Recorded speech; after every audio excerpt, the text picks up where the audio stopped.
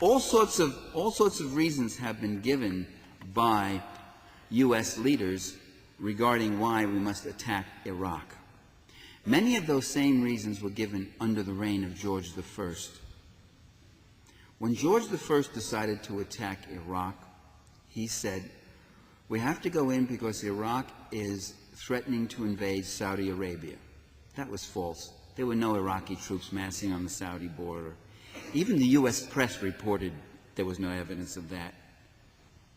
It's got to be pretty blatant when the U.S. press will actually report it, too.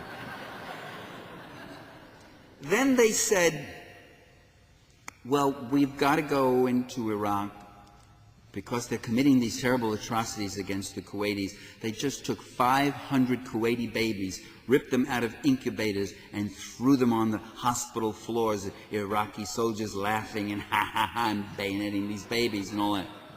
And some of us sat there and said, 500 incubators in a country with 3 million people.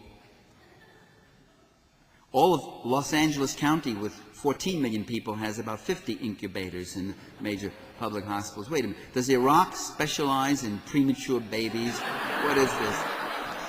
They just happen to have 500 babies. That story too proved to be a total fabrication. Please don't do that. This thing needs it doesn't have it. That story too proved to be a total fabrication. They made all sorts of stories up.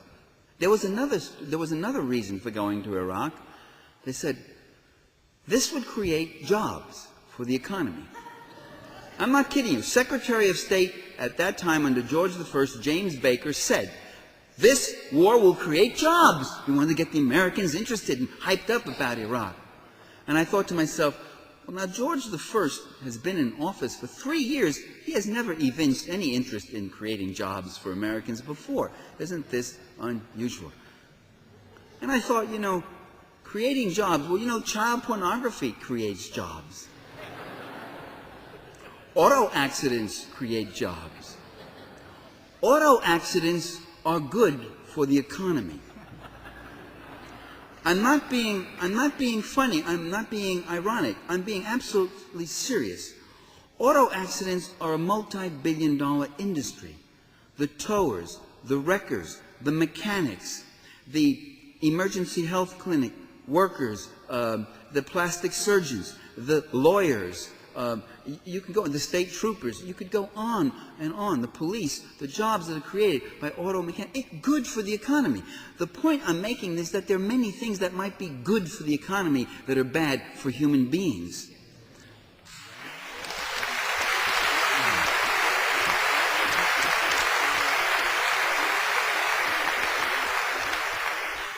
Then in November of 1990, the George I government came up with another reason. A poll had just been taken. I don't think it was even sponsored by the government. It was a private poll taken, national survey poll, Roper or one of those groups. And it said, if Saddam Hussein has nuclear weapons, would you support a military action against him? And that, for the first time, the lukewarm American public went up and said yes. But even then, by the way, even right on the eve of the war, the U.S. public, by overwhelming majorities, preferred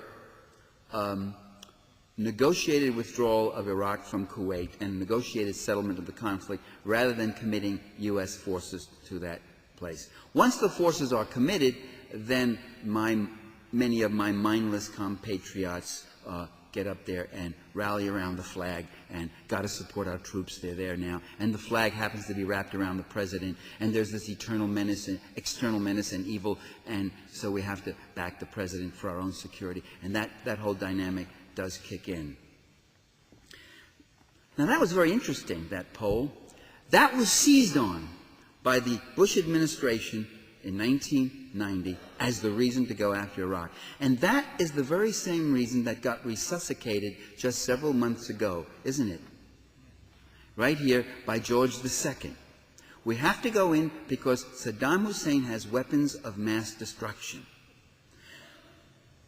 The other reason we have to go in is because linked to Al-Qaeda.